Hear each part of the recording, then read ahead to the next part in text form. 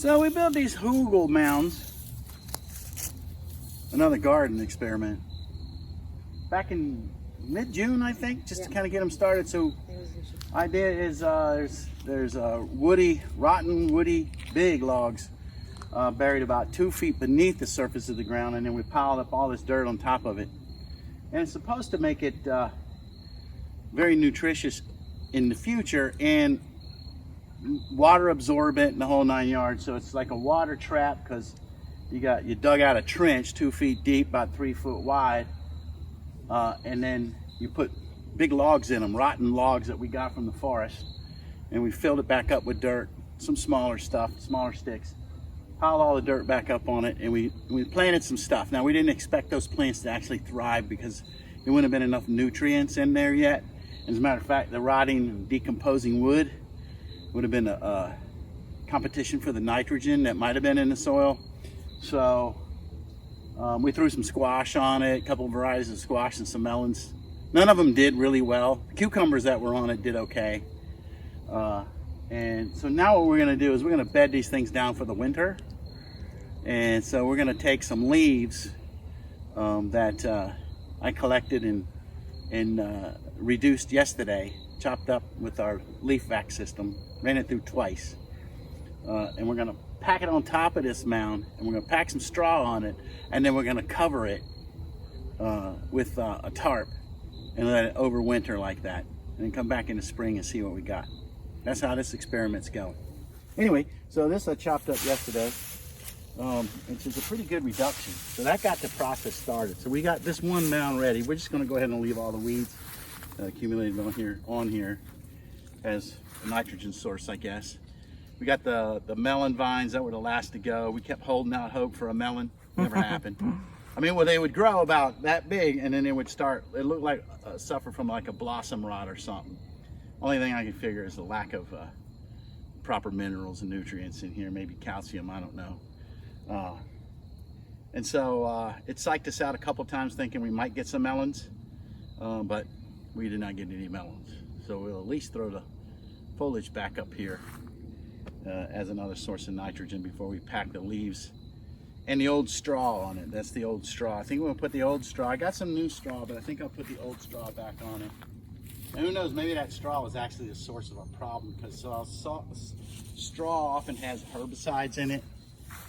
So if you put the straw on top of something, it might actually just start killing it off or give it some issues. So we rake the straw off, and it's interesting because you can see all the little wildlife on here, crickets, and there's a lot of crickets and spiders, all kinds of stuff that was making its home underneath that. So there is life in this hill.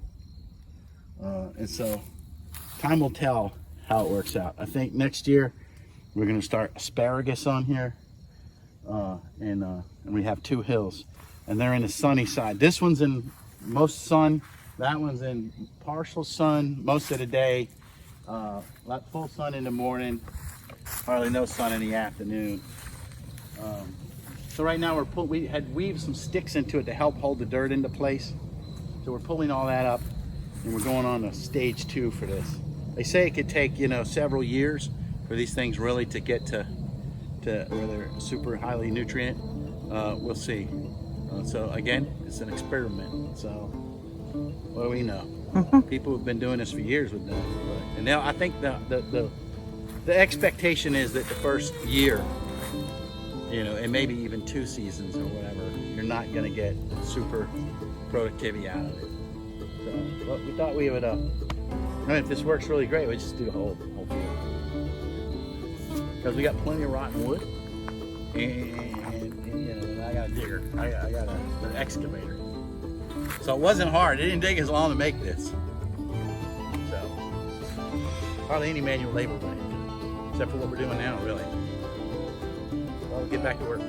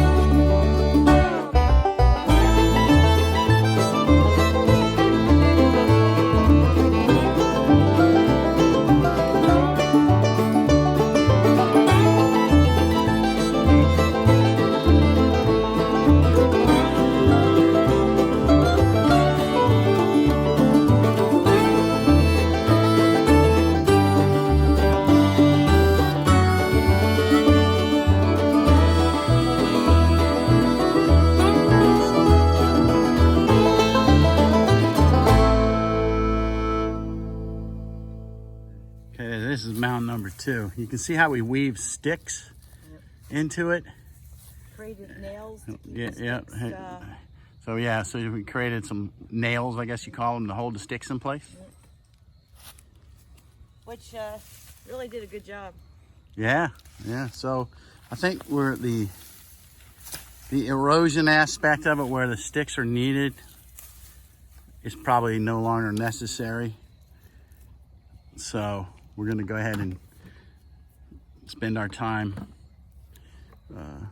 trying to build its soil up now.